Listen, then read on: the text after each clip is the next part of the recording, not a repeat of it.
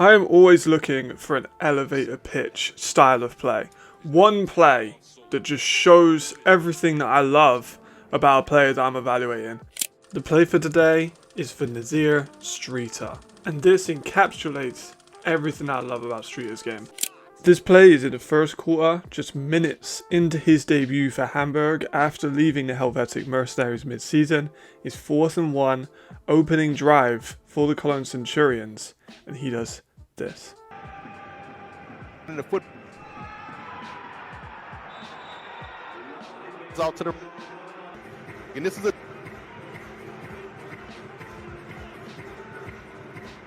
now. This is a beautiful play, and it really does show everything that he's about, the timing, the tackling, etc. Stuff we'll get into in just a second. But first, we got to figure out why he is stuffing the stat sheet as much and where exactly Nazir is lining up on the field. Coming into this film study, I was under the predisposition that he played a lot more in a box safety than what he actually does. In fact, 42% of his time is spent in the free safety roles, with 26% coming in the strong safety, a little bit more shallow. If you're unaware, I use the Pro Football Focus, so it's not necessarily in terms of strength alignments of the offense, it's just about where they are lined up in the field at the point of the snap. Stats. Stats can paint a picture that aren't necessarily representative of the reality that we're living in. Nazir gets a fucking ton of tackles, and he's earned nearly all of those. We'll get into that in a second. But he was on bad teams throughout the season. We're only going to cover Hamburg, we're not going to cover Helvetic.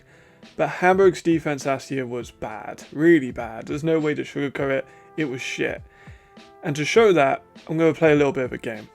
Okay, so we have a 2nd and 5. There's going to be a run right with the centre and left tackle pulling to the right side. If you were to put your life on the line of who's going to make the tackle on this play, running to the right with the left tackle and centre pulling, who are you going to pick? Now, I'm going to go on a whim here and say that not a lot of people probably said the slot right cornerback on a blitz as the complete last man before a touchdown saving tackle.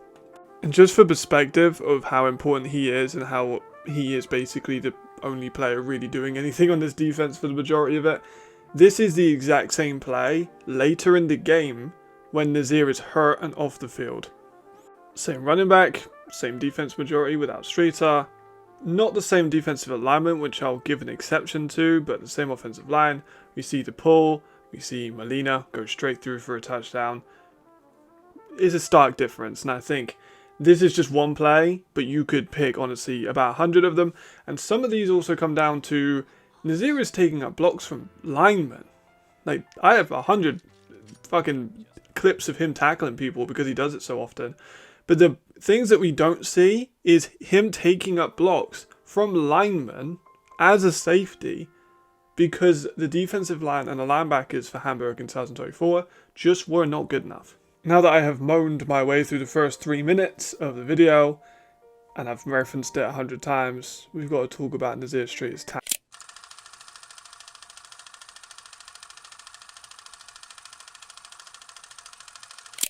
So my misconception of him being a box safety definitely comes from maybe paying a bit too much attention from the numbers, because he had 5 games with over 10 tackles this season and a couple with 9, so he's an absolute shit wrecker when it comes to affecting the run game. Now I have minutes and minutes and minutes of tape of Nazir Streater tackling, and I could show all of it to you, but it would get very repetitive very quickly.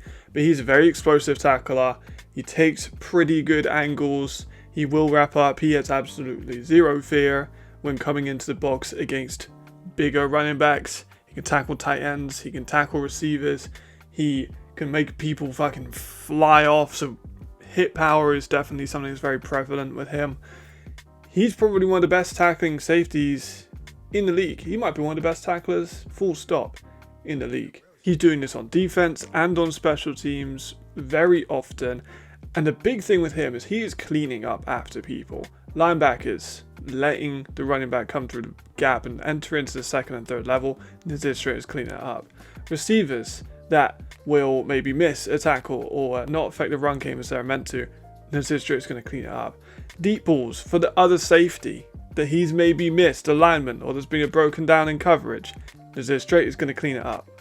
What sets him apart from other safeties within the league and other tacklers at linebacker who may be stuff in the stat sheet is his vision is impeccable. He is able to wait for these holes to materialize. He will read receivers and running backs, the quarterback's eyes. His head's always constantly moving around. Whether or not it's a check down that he needs to turn 180 to go and tackle, or he needs to see from a deep high safety, wait for these blocks to come across, and then fire through and knife through the opening holes. He does it all. I think his instincts are probably the highest percentile we have in the ELF. Now, he's not a perfect tackler. I don't think anyone in Europe necessarily is. He will sometimes over pursue or lead with his head and be maybe a little bit reckless when coming in for tackles and miss a few tackles. But in general, very reliable, very physical, and very instinctual. Now, if we call back to the start, and if you're paying a little bit of attention for down and distance in some of those plays, you will know that he's a phenomenal playmaker.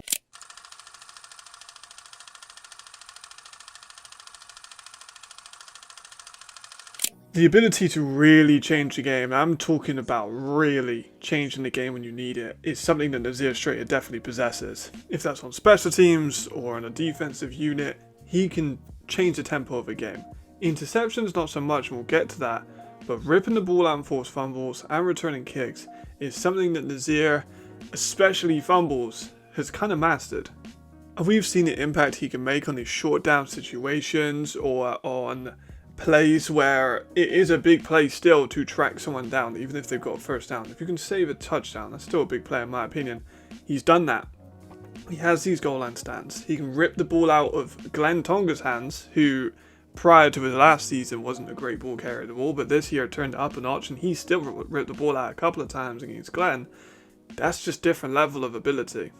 Coming in 2025, I think that Nazir is going to take this up a level. Not only does he have Carl Kitchens, who is a 3-time Defensive Player of the Year and pretty unanimously one of the best players in the league, that's going to help with this tackling issue, going to get more pressure on the quarterback and be able to allow Nazir to get more interceptions, but also he could be a lot more expressive. If you remember, I said that he came in mid-season to Hamburg. All of this tape I've collected is only of Hamburg. He did not start off there, so he was not as accustomed to the playbook. Next season, the defense is going to be built a lot more around him and a lot more about his playmaking ability. Now, I do think that Nazir does have all-star potential, and I think he could be one of those players that steps up into all-star next season. One thing I would just like to brush up is his coverage.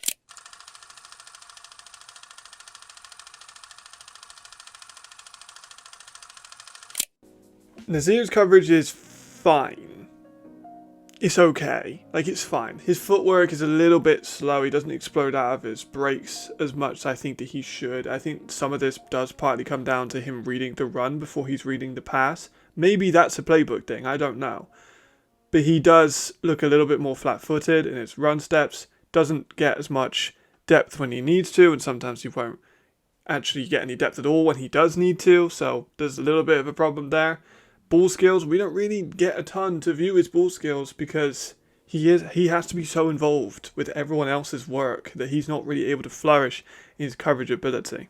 Now, by no means am I saying he's a bad coverage player. I'm pretty sure he played corner when he was in college. However, it's one of those instances where is the team not asking him to do it, so it's not really on tape. Our team's not really testing him because they can just run the ball on the Hamburg defense anyways. There's not really a need to test deep. Or is he just not accustomed to the scheme because he came in late? I think that he can cover. I think that he's a solid coverage safety. I do think he's better off in these run fits than he is in his pass fits, but he's a solid coverage player. What would get him up to being an elite coverage is more use of his hands, being more aggressive when he's in these slot corner positions that he has played, or when he's coming down to the box. Being more physical with receivers during their route progression, I think would go a long way into kind of propelling him up into this all-star status that I think a lot of people acknowledge that he can be. And very reminiscent of his coverage, we're also going to touch a little bit on his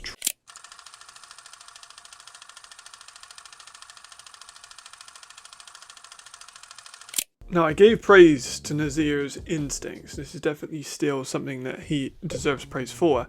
The trigger, though, however, the burst off of that step sometimes is a little bit lackluster. Whether he's just maybe a bit slow on the read, not being explosive at that first step, as I mentioned, or just being a bit flat-footed in his approach are all things that kind of come up a little bit on the tape when the ball is in the passing game and also in the run game. They are isolated incidents for the most part. They're not consistent, but they do flash up. Kind of a common trend with some of these incidents though is they are later in games. He is more fatigued. He is probably a little bit more banged up because he's tackling so many people throughout the durability of this game. So I think that coming into next season, again, we're going to see a lot more of this reducing and him becoming a lot more of that all-star player, because he won't have to make nearly 20 tackles a game because he's going to have more support. And his trigger and his explosiveness will be able to translate through the entire game because he's not required to be the entire defense of the Hamburg Sea Devils. And that, what a fucking awkward way to end it. That will end this evaluation on Nazir Streater. I wanted to do this one for actually quite a while because I think he was snubbed from that top 50 that was on the ELF network and with First Time Magazine. No disrespect to those guys, I fucking love those guys. But I do feel like he should have been on it. And coming into this, I obviously thought it was a bit more of a box safety, had a 4 grade on him. So it's starting safety, league-wide, I think he would be a starting safety. Coming into this, that was the thought. I think now that I would elevate him to maybe being a potential all-star in 2025. He's going to have a lot more support. He's going to be able to flash more of his game that we haven't seen. Because if you look at the tape, man, people really realized they could run on Hamburg. And they did. And he was just kind of chasing them. Like, he was doing everything that he could to really help. But, like, he was hurt. You could tell he was coming off, taking a drive off. And they would score. Pretty much every drive that he would take off, they would score in. Like, it was uncanny. So, his impact was definitely felt. Hamburg have made a lot of strides in improving their team this year. And if you are a player on that Hamburg team that maybe disagrees with me saying their defense is bad, sure, I know a lot of people say it's disrespect if I say their team is bad, but they were not good. And, I mean, it reflected in the numbers and their records. So, I'm very, very glad they've kind of put their trust into Nazir and re-signed him for the year and given him more support, especially at the D-line spot. We didn't see that with Heltevik. We didn't see that with Hamburg last season. So it's good that they realise what they have in him, and it looks like they're going to try and grow with him because he's fucking 25 years old. Like, he is young, he is athletic, he is explosive, he's a fucking, like, savage. Like, he's really, really got that, like, not like a screw loose, but, like, he's got that mentality that you want from that kind of safety. And I really, really like that. And I like Nazir a lot. I know Jamal Clay, massive fan of him because they're from New Jersey. So, shout out Jamal Clay. And that will be it. Happy New Year, everyone. Members got this date early. If I can get it out in time, it's currently 2:36. I've got an essay to write after this. But hope you all had a new year. Hope you all had a Merry Christmas. Tons of content hopefully planned this season. See you next time. Thank you and goodbye.